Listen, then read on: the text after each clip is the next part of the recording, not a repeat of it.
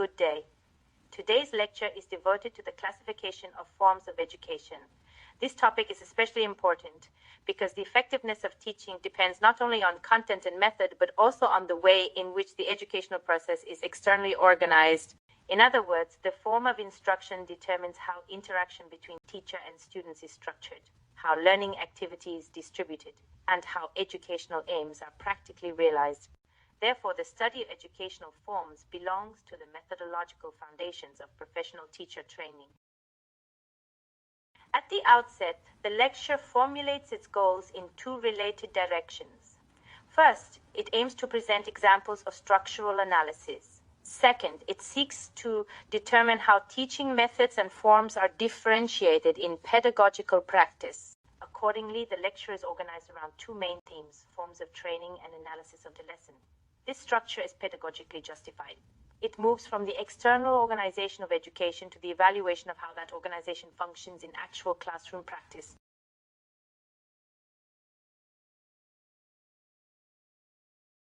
This slide emphasizes a fundamental pedagogical principle. The educational process requires the effective selection of forms, methods, and strategies in accordance with learning objectives, student needs, and subject content. This is especially significant because forms of education determine how interaction between teacher and students is arranged during learning. Thus, educational form should not be understood as a neutral shell. On the contrary, it directly affects the quality of communication, the organization of activity, and the possibility of achieving planned outcomes. The presentation then stresses that the study of forms of education is closely connected with lesson analysis. This connection is methodologically important because the evaluation of how a class is organized helps the teacher refine pedagogical practice and improve instructional quality. Therefore, understanding educational forms is not sufficient by itself. It must be accompanied by the ability to analyze how these forms function in real teaching situations. In this respect, classification and analysis complement one another and together support professional teacher development. At this stage, the lecture turns to the principal forms of training. Historically, pedagogy has distinguished three basic forms of organizing instruction: frontal, group, and individual learning. Each of these possesses specific pedagogical advantages and is selected according to lesson aims, the number of students, and the content of the material. Consequently, no single form can be regarded as universally sufficient.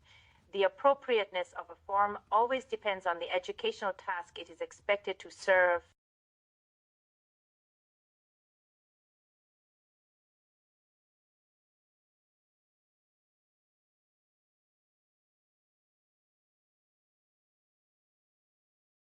The frontal form of instruction is based on the joint activity of the entire class or training group under the direct guidance of the teacher. In this format, the teacher explains new material, gives common instructions, asks questions, and assigns the same tasks to all learners. As a result, students work on one common topic and move through the lesson simultaneously. This form is especially useful where clarity, common direction, and coordinated work are required. At the same time, its effectiveness depends on whether the teacher can maintain student attention and intellectual involvement throughout the whole class process.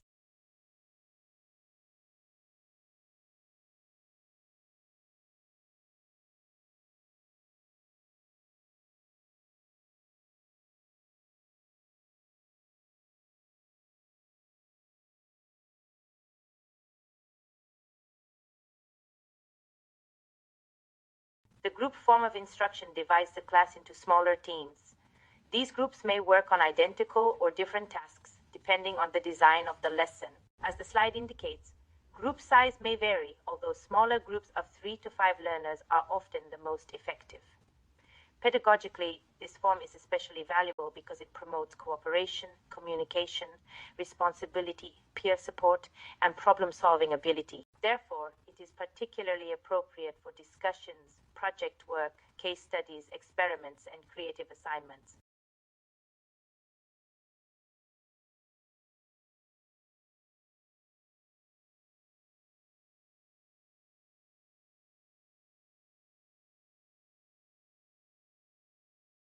The individual form of instruction assumes that each student receives a separate task and performs it independently.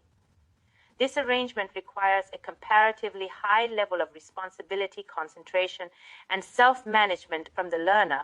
Its value is especially clear where students need to work at their own pace, or where personal differences in ability and preparedness must be taken into account. Accordingly, the individual form is indispensable when the educational aim includes autonomy, differentiation, and personal accountability for learning.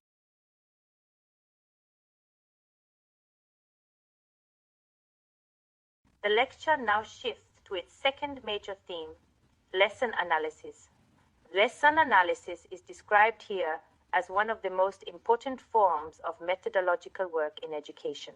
It is directed toward evaluating the training session as a whole, together with its separate components, in order to improve teaching quality, strengthen professional competence, and provide methodological support. Thus, lesson analysis should be understood not as criticism for its own sake, but as a professional instrument of pedagogical reflection and improvement.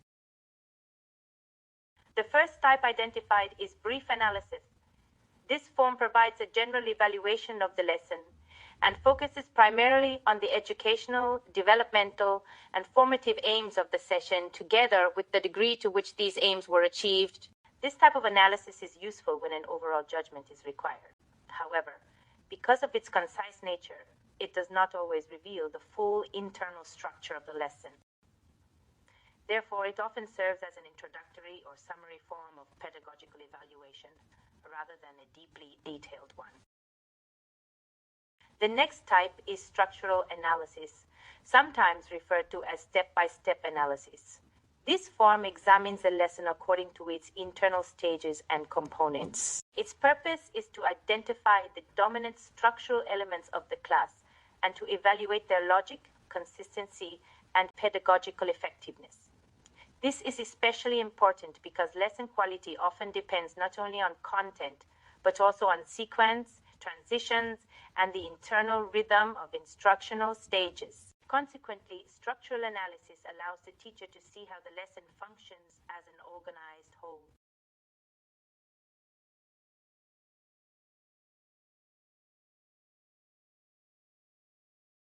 This slide specifies the main aspects included in structural analysis: correspondence between lesson type, structure, and objectives, rational distribution of time, effectiveness of motivation and goal setting, methods of presenting material, quality of homework checking and feedback, the degree of student initiative, and teacher assessment together with student self-assessment.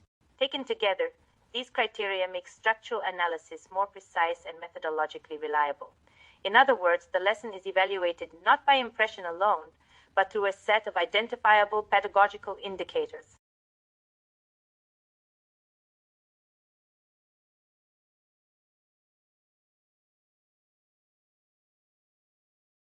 The presentation then turns to didactic analysis. This type focuses on the implementation of didactic principles and teaching methodology. It examines the appropriateness of methods and techniques, the use of instructional materials, the logical organization of content, the management of students' independent cognitive activity, and the accessibility and differentiation of learning tasks. Therefore, didactic analysis is especially valuable when the main concern is not only lesson structure, but the quality of teaching itself in relation to pedagogical principles.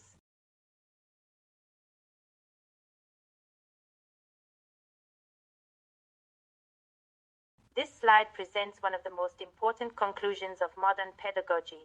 No single form of instruction is universally effective. Productive teaching requires a flexible combination of frontal, group, and individual work depending on the learning objective. The example given is methodologically sound. A lesson may begin with frontal explanation, continue with group problem solving, and conclude with individual reflection or assessment. Thus, the effectiveness of teaching often depends on the thoughtful coordination of several forms within one instructional sequence. The conclusion states the central idea of the lecture with appropriate clarity. The classification of forms of education includes frontal, group, and individual instruction, each of which performs an important pedagogical function. At the same time, lesson analysis serves as a professional means of evaluating teaching quality and improving instructional practice. Accordingly, a teacher's methodological competence depends not only on knowing the names of educational forms, but on understanding when and how to apply them, as well as how to analyze their effectiveness in real pedagogical work. Thank you for your attention. I hope this lecture has clarified the classification of forms of education and the significance of lesson analysis as a tool of pedagogical improvement